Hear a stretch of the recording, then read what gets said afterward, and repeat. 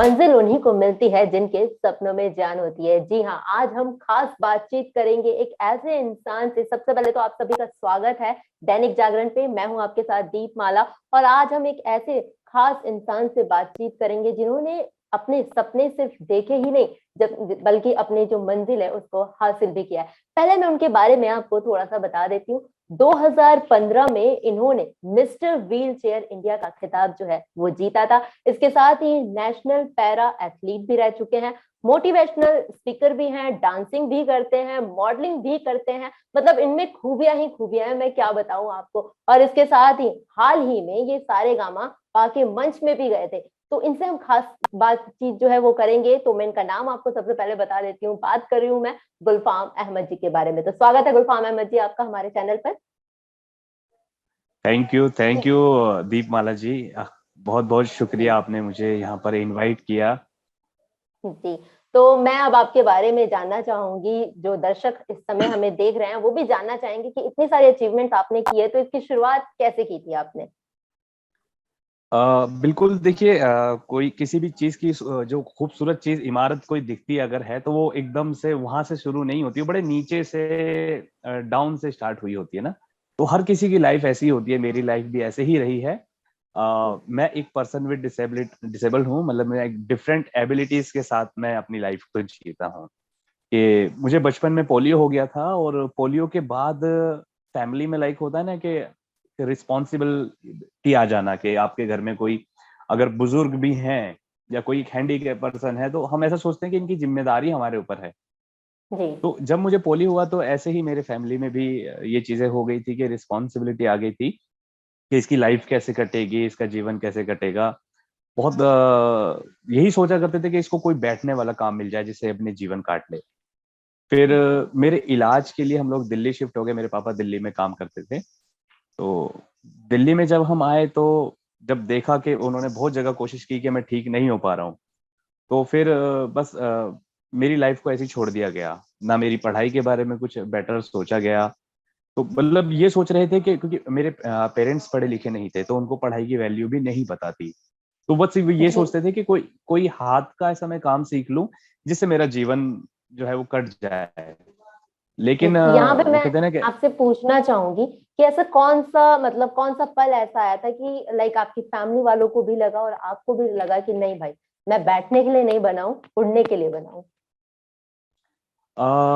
मैं बताता हूँ, दो चीजें मेरी लाइफ में बड़ी जिन्होंने मेरे जीवन को बदल के रख दिया, जिनकी वजह से मैं आज अगर कुछ हूँ, तो वो दो इंसिडेंट मैं आपके साथ शेयर करना चाहूंगा। पहला तो मेरा स्कूल में दाखिला होना। मैं गलियों में खेलता था, और बिल्कुल बच्चों की तरह ऐसे ही। और क्या होता था, मेरी गली के बाहर ना एक प्राइवेट स्कूल था, तो उसका एक प्ले ग्राउंड था, और जब भी उसका लंच टाइम होता था, तो मैं अक्सर क्या करता था, वहां पे बैठता था उस दरवाजे के पास। उसका ना दरवाजा थोड़ा सा टूटा हुआ था, होता है ना कि उस ताक में, मतलब। तो मैं वहां बैठ के अंदर बच्चों को देखता था। तो जब मैं बच्चों को देखता था तो मुझे बड़ा अच्छा लगता था। ऐसा ही करते हुए एक दिन प्रिंसिपल ने मुझे देख लिया और मुझे पूछा कि यहाँ क्या देख रहे थे। तो मैंने कहा, आंटी जी मुझे भी अंदर आना है। तो मुझे नहीं मालूम था, मैं चाहता तो वो स्कूल में बच्चों को नहीं देखता, लेकिन मेरी खुद की जो एक इनर पावर थी वो मुझे अच्छाइयों की तरफ खींच रही थी, कुछ ना कुछ। तो इस तरह मेरा स्कूल में एडमिशन हुआ। फिर कहते हैं ना कि जब आप पर्सन विद डिसेबल्ड हो, स्कूल 8 साल की उम्र में मैं पहली बार स्कूल गया था। स्कूल स्टार्ट हो गया, उसके बाद फिर एक प्रॉब्लम आई जिसने मुझे मुश्किलों से लड़ना सिखा दिया। वो प्रॉब्लम ये थी कि जो मेरा स्कूल था वो घर से लगभग 1 किलोमीटर की दूरी पर था। 5वीं क्लास के बाद जब मैं एक सरकारी स्कूल में शिफ्ट हुआ, जी। तो वो घर से दूरी पर था, और मैं नीचे बैठ के चलता था बिल्कुल एक डॉगीज की तरह। तो हुआ ये कि जब मेरे भाई फ्री होते थे तो मुझे साइकिल से उस दिन स्कूल छोड़कर आ जाते थे। लेकिन जब वो फ्री नहीं होते थे, क्योंकि वो फैक्ट्री में काम करते थे, तो फिर वो मुझे नहीं ले जाते थे। तो होता ये था कि हफ्ते में 1-2 दिन मैं जाता था, और बाकी दिन मेरी छुट्टी होती थी। और ओके। छुट्टी वाले दिन मुझे फैक्ट्री में बिठाया जाता था कि मैं कोई काम सीख लूं सिलाई का।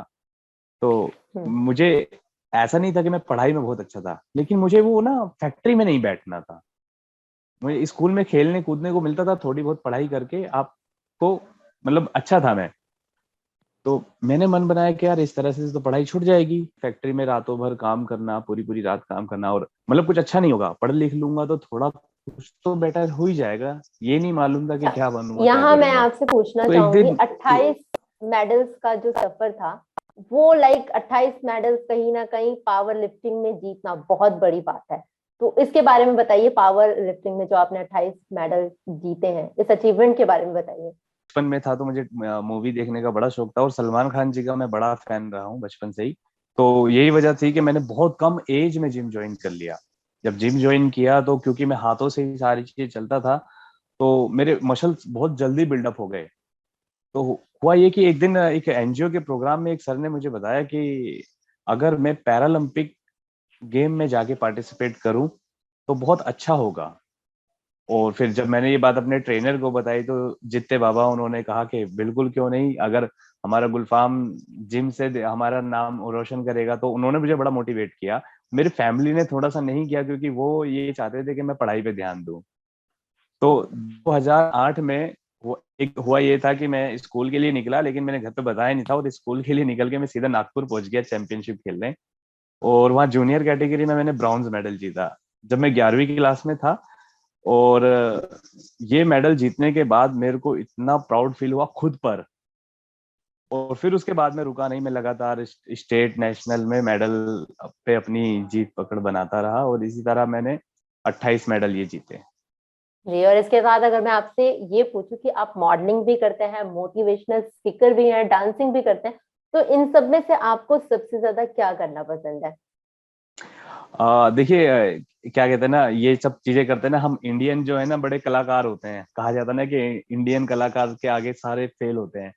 तो हम बिल्कुल। हर इंडियन में एक कला होती है, कुछ ना कुछ। वो हर पहलू आने पे वो अपने अंदर वो थिरक जाता है, वो गुनगुनाने भी लगता है, वो डांस भी करने लगता है। तो वैसे कहा जाए तो जो मेरा सबसे ज्यादा पैशनेट है वो मेरा पैरालंपिक पावर लिफ्टिंग ही है। लेकिन ऊपर वाले ने अगर मुझे अच्छी पर्सनैलिटी से नवाजा है तो मैं फिर मॉडलिंग करना मुझे बड़ा अच्छा लगता है। और बचपन से मेरा ख्वाब था कि मैं एक एक्टर बनूंगा। तो ये पॉसिबल भी हुआ कि जब मैं मॉडलिंग में आया, और मैंने एक एल्बम सॉन्ग किया सपना व्यादा, जो 6 मिलियन की सक्सेस तक गया। और मॉडलिंग में कहा जाए तो मैंने मिस्टर व्हील चेयर इंडिया, और अभी लास्ट ईयर 2021 में रूबरू मिस्टर इंडिया में मैंने ब्रांड एम्बेसडर का खिताब जीता। तो मैं ये मानता हूँ कि मुझे ऐसा लगा कि अगर मैं पर्सन विद डिसेबल, मुझको अगर ये अपॉर्चुनिटीज मिल रहे हैं करने की, खुद को प्रूफ करने की, तो मैंने खुद को पीछे नहीं हटाया। जी बिल्कुल। और भी हाल ही में आप गए थे, सारेगामा के मंच पे गए थे, तो वहां का एक्सपीरियंस आपका कैसा रहा? वहां पे जाके आपको कैसा लगा? बिल्कुल, ये मेरा अभी तक का नेशनल टेलीविजन पे एक बड़ा प्लेटफॉर्म था। और मुझे सीरियसली तो मुझे भी नहीं मालूम था, जब उनकी टीम के थ्रू, एक यश भैया हैं उनके थ्रू मैं जब कनेक्ट हुआ, तो उन्होंने मुझको बोला कि हम आपको एज ए गेस्ट बुलाना चाहते हैं, क्योंकि वो एक सिंगिंग प्रोग्राम है सारेगामा पे। तो मैंने सोचा कि मैंने आज तक मॉडलिंग किया है, पावर लिफ्टिंग किया है, एक्टिंग किया है, लेकिन सिंगिंग तो कहीं किया नहीं है, तो मुझको क्यों बुला रहे हो आप। तो उन्होंने बताया कि आपकी जो पर्सनैलिटी है एक बहुत मोटिवेटेड है। तो मैं वो शो देखता भी था। और तो उन्होंने बोला कि आपके फेवरेट कौन है, तो मैंने बताया कि स्निग्धजीत एक सिंगर है वहाँ पे, जिनको मैं पसंद करता हूँ, मेल सिंगर है। तो बहुत अच्छा गाते हैं, वो कोलकाता से हैं। और तो मैंने कहा मुझे वो बहुत अच्छे लगते, तो आप उनकी सपोर्ट अगर करना चाहो तो यहाँ आना चाहोगे। तो मुझे मुंबई और जी टीवी की तरफ से बुलावा आए तो मैं मना कैसे कर सकता था। मैं तो बड़ा एक्साइटेड बिल्कुल। हुआ। हिमेश सर वहां पर थे, शंकर महादेवन जी थे, कुमार सानू जी थे, आदित्य नारायण जो होस्ट कर रहे हैं, बहुत हम्बल पर्सन वहां पर थे। जी। अभी अब तक मैं यहाँ अभी पे तक आपसे पूछना चाहूंगी कि जो आजकल की यूथ है, जो जनरेशन है, वो बहुत जल्दी अगर कुछ हासिल करना चाहती है और एक बार उनको मना हो जाता है तो वो हिम्मत हार जाती है, तो उनके लिए आप क्या कहेंगे? देखिए, यहाँ पे ना दो चीजें होती हैं हमेशा। कहा जाए ना कि सभी लोगों ने अ, सभी लोगों की लाइफ में मुश्किलें परेशानियां आती हैं। कुछ प्रॉब्लम ऐसी होती हैं जिनको एक्सेप्ट करना होता है। जैसे कि मैं पर्सन विद डिसेबल्ड हूँ, अगर मुझे ये कहा, मैं खुद से सोचूं कि मुझे रनिंग पार्टिसिपेट करना, अब पागल वाली चीज है, मतलब जो पॉसिबल जो हो भी नहीं सकती, क्योंकि मैं पैरों से मैं चल नहीं सकता हूँ। तो मैं रनिंग वाली चीज नहीं करूंगा, लेकिन स्पोर्ट्स में अपना नाम कर सकता हूँ। तो कई बार क्या होता है कि हम गलत रास्ते चुन लेते हैं। और फिर मायूस होते हैं। तो वो जो मायूस होना होता है, पहले आप समझिए कि आप जिस बात पर मायूस हो रहे हैं, क्या वो डिसीजन आपका सही था या गलत था। यहाँ पे बहुत इंपॉर्टेंट रोल होता है आपके फैमिली का, आपके आसपास के लोगों का, कि जो, क्योंकि हम अपनी जब पसंद कोई चीज को करते हैं, किसी चीज को पसंद करते हैं, तो खुद से ऑब्जर्व नहीं कर पाते कि क्या उस काम को हम 100 to 100% कर पाएंगे। कई बार ऐसा होता है कि मैं एक चीज बोलना चाहूंगा यहाँ पे, कि अ, बहुत बार जो फैमिली वाले जो लोगों को ना हम एक ओवर सपोर्ट करते हैं। सपोर्ट लाइक कोई बच्चा है एग्जाम में फेल हो गया तो फैमिली सपोर्ट करेगी, कोई बिजनेस में लॉस हो गया तो सपोर्ट करेगी। नॉर्मल सी बात देखिए, अगर कोई डिसेबल इंसान को आप चलते हुए गिर गिर जाए तो 10 लोग आते हैं, उसकी मदद करते हैं, उसको उठाते हैं और उसकी रिस्पॉन्सिबिलिटी ले लेते हैं कि भैया तुम मत यहाँ बैठो, हम तुमको खाना ला कर देंगे, पानी देंगे। तो ये सबसे बड़ा हम पाप करते हैं, क्योंकि जी। कोई अगर मायूस हो रहा है, अपनी लाइफ में गिर रहा है, तो वो अच्छे के लिए हो रहा है, मेरा ये मानना है। अब जाते जाते आप अपने दर्शकों को क्या कहना चाहेंगे, क्या मैसेज देना चाहेंगे? मैं एक चीज ये कहना चाहता हूँ सभी से, मतलब जो भी लोग मुझे सुन रहे हैं, कि हम सब में कुछ ना कुछ कमियां होती हैं। कोई मोटा होता है, कोई पतला होता है, कोई काला होता है, किसी की हाइट बहुत ज्यादा है, किसी की हाइट बहुत कम है, किसी के सर पे बाल नहीं आते, किसी का रंग काला है, कोई पढ़ाई में अच्छा नहीं है, कोई बिजनेस में अच्छा नहीं है, कोई खेल में अच्छा नहीं है, कोई मतलब चार्मिंग नहीं है। तो ये सब चीजें जो हैं हमारे में कमी में होती हैं। कोई भी 100% नहीं होता। आप किसी को भी देख लीजिए कि कौन इंसान ऐसा है जो 100% है। तो इन सब कमियों की वजह से कभी भी लाइफ में हारना नहीं चाहिए, हिम्मत नहीं हारनी चाहिए। जी बिल्कुल सही कहा आपने गुलफाम जी। जैसा कि आपने कहा कि कोशिश करने वालों की कभी हार नहीं होती, ये बात बिल्कुल सच है। तो कभी भी कोशिश करते रहना चाहिए, जल्दी हार नहीं मानना चाहिए। तो फिलहाल अभी के लिए इतना ही, लेकिन बाकी अपडेट्स के लिए बने रहिए दैनिक जागरण के साथ।